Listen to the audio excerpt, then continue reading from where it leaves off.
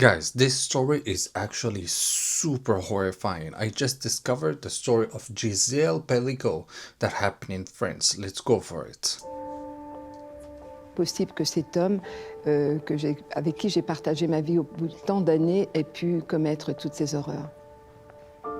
Et là, c'est la descente aux enfers, en fait. So basically, she went through a lot because of her husband. Let's discover why. Je suis vraiment une survivante.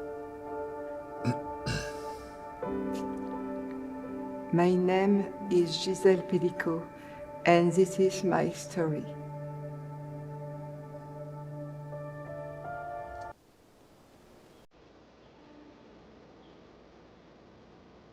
Surrounded by the hills of Provence in the south of France, amongst olive groves and vineyards, Mazan is a beautiful village, home to around 6,000 people. It's where some come to retire, just as Gisèle Pelicot did with her husband of nearly 50 years. 50 years! But in 2020, Madame Pelicot's life was shattered by the person closest to her.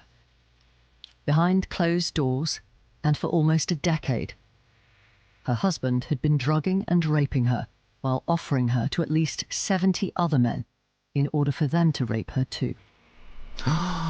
Mazan is a Wow. So married for 50 years, and he would drug her and rape her and then allow other people to do the same?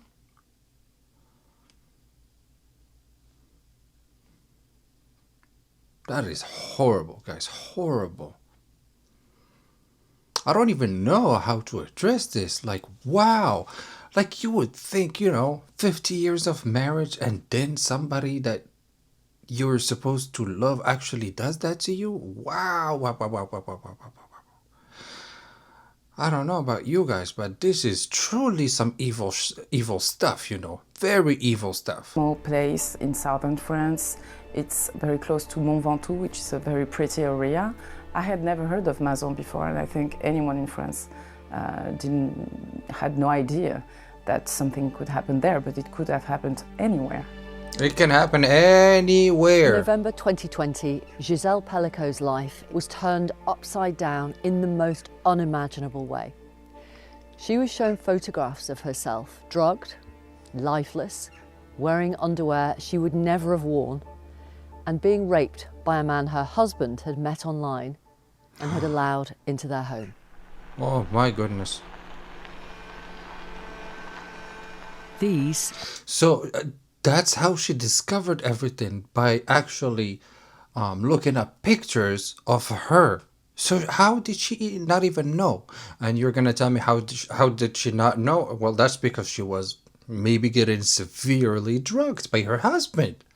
What the hell are we even talking about? Are the names of all the men who were convicted of raping and sexually assaulting Gisèle Pelicot, including an electrician, an IT specialist, a volunteer firefighter, painter and decorator, hotel manager, a prison guard, a soldier, truck drivers, shop workers.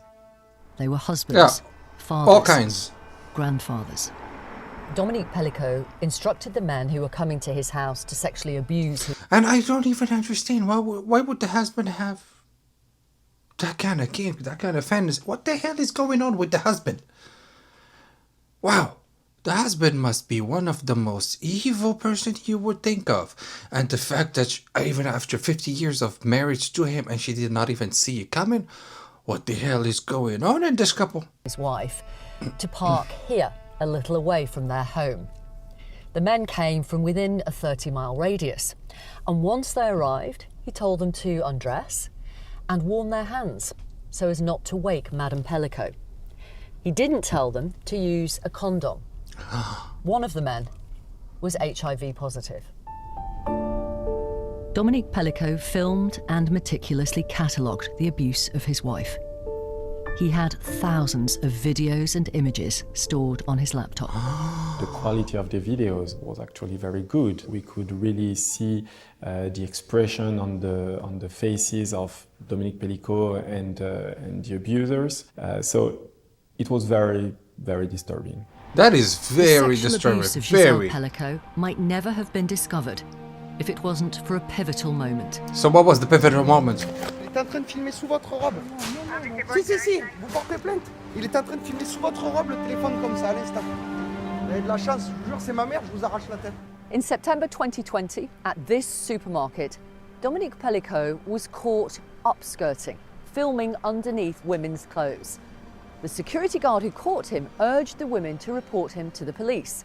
And it was during that investigation that the full extent of his horrific crimes against his wife Gisèle were exposed.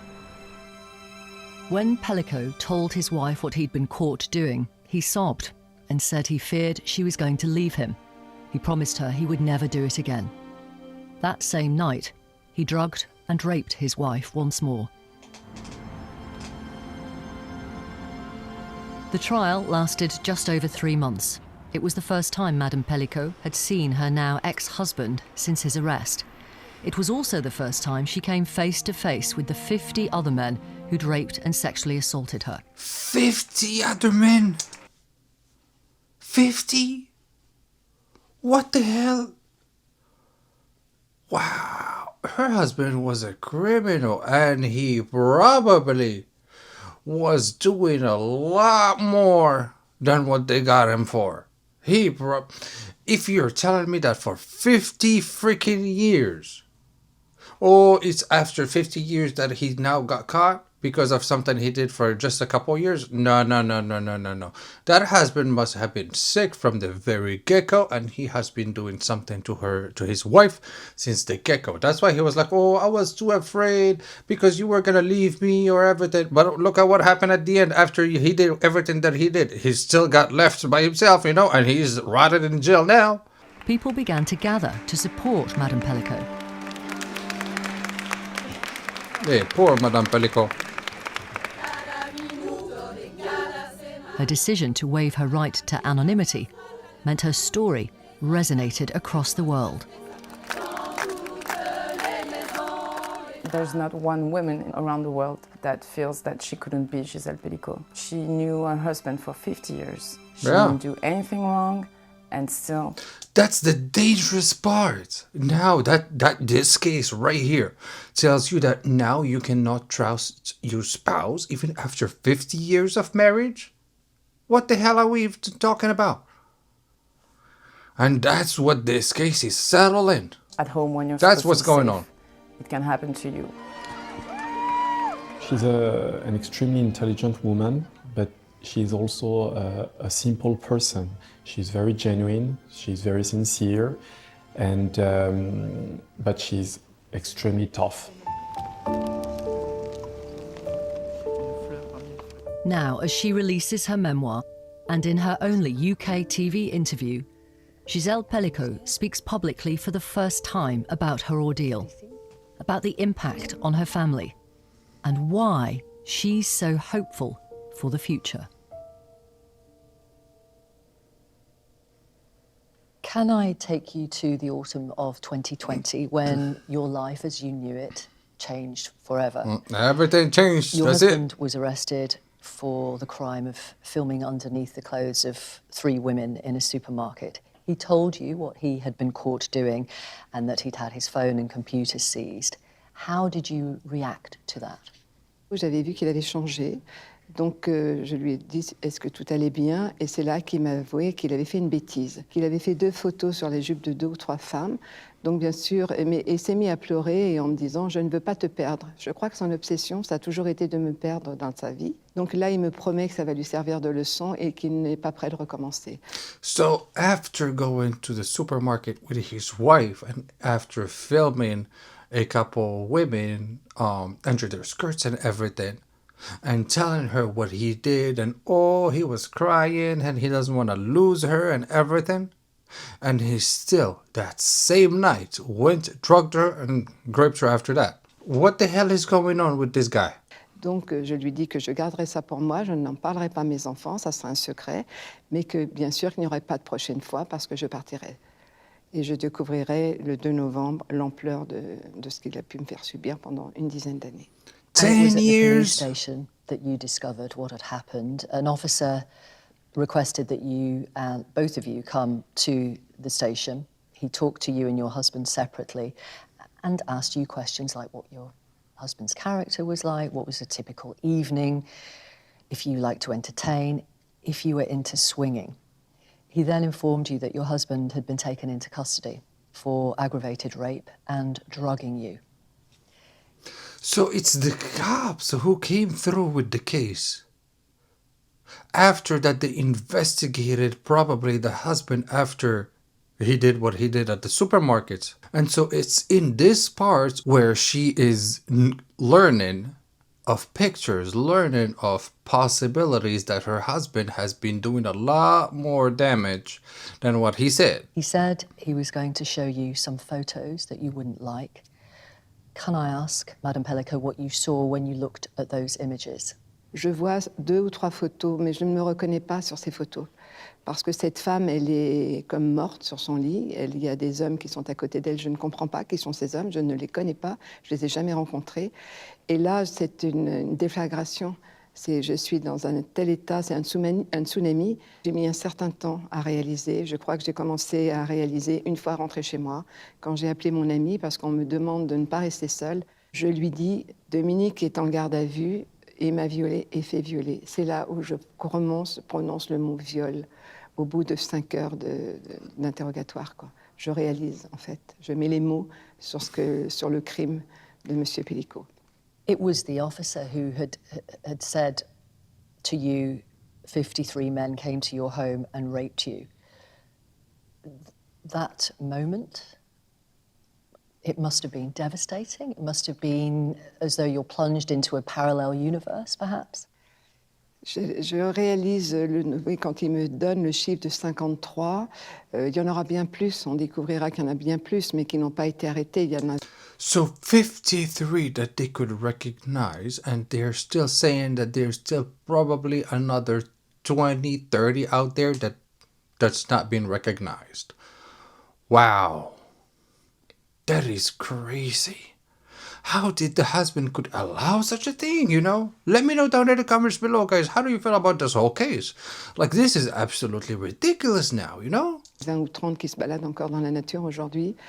Je ne comprends pas tout ce qui se passe, quoi. Je me dis que c'est impossible que cet homme avec qui j'ai partagé ma vie au bout de tant d'années ait pu commettre toutes ces horreurs. Je dis que ma vie, c'est un champ de ruines, quoi. Tout s'écroule, j'ai tout perdu, il ne me reste plus rien. Ce n'est que mes enfants qui vont arriver le lendemain.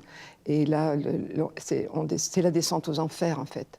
C'est vraiment la descente pour moi, mais aussi pour mes enfants. C'est une famille totalement détruite.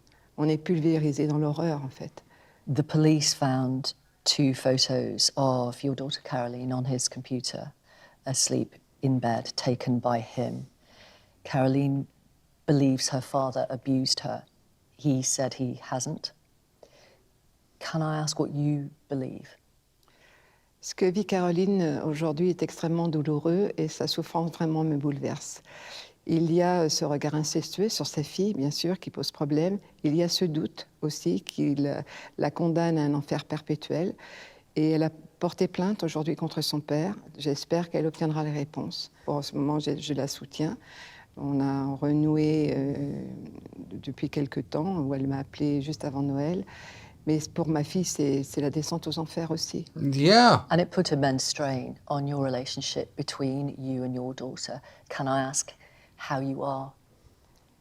Il est faux de penser qu'un tel drame rassemble une famille. Il nous a fallu beaucoup de temps pour se reconstruire. Chacun peut se reconstruire comme il peut. Caroline, il lui a fallu du temps parce qu'elle est dans la haine et la colère, chose que moi je n'ai pas. Je n'ai ni haine ni colère. J'ai eu ce sentiment de trahison et d'indignation vis-à-vis de M. Pelicot. Mais moi, je suis construite comme ça. C'est dans mon ADN de fonctionner comme ça. Caroline est différente. Et c'est vrai que ça nous a demandé du temps pour cheminer chacun de son côté. Aujourd'hui, on essaie de s'apaiser l'une et l'autre, et j'espère qu'on est sur la bonne voie de la guérison, tous ensemble. You were actually angry with yourself that you hadn't noticed anything in the 9 years at least that he was drugging you with his own 9 anxiety years? and insomnia medication, poisoning your glass of wine or your food in the evening. Why were you angry with yourself? Parce que je ne me suis rendu compte de rien. Je n'ai rien vu. Je crois que c'est au tout début où il commence à me droguer, en fait.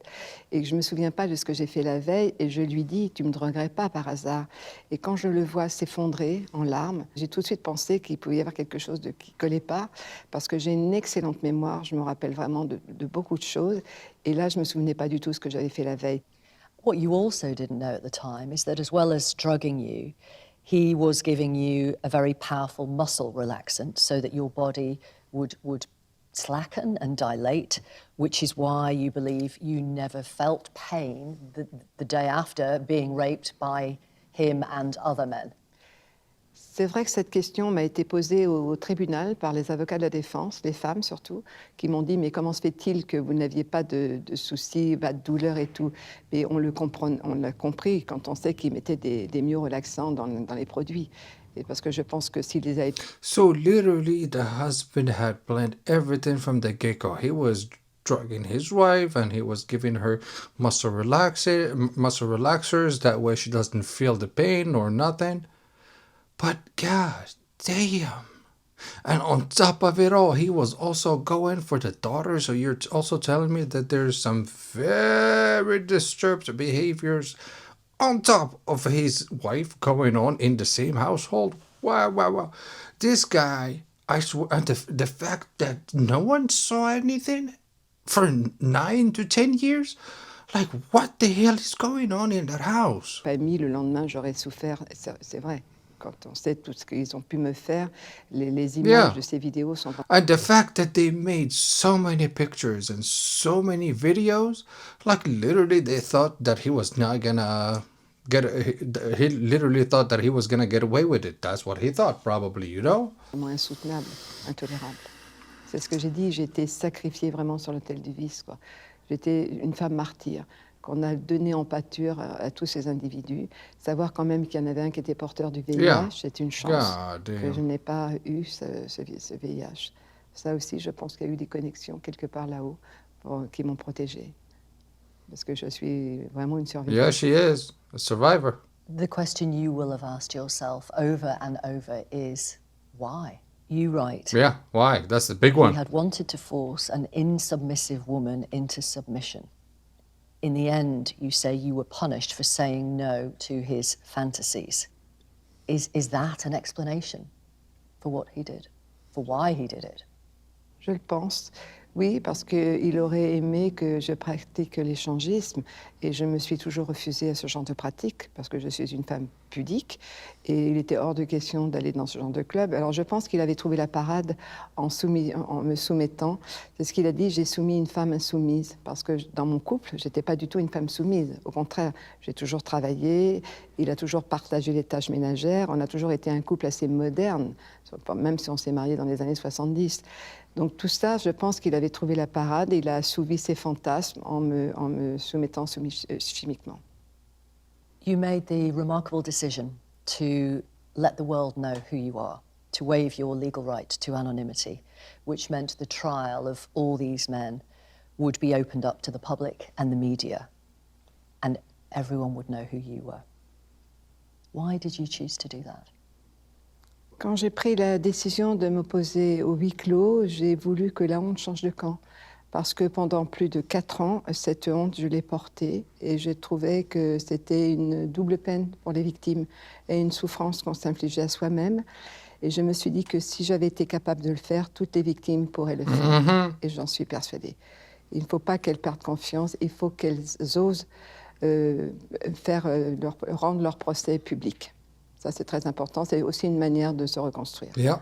So yeah, that's the case of Gisèle Pelicot that literally went through hell with the husband that she thought she was going to be sharing the rest of her life with, but actually after even 50 years, and he was literally the person who committed the most hateful and criminal and evil to his wife, basically.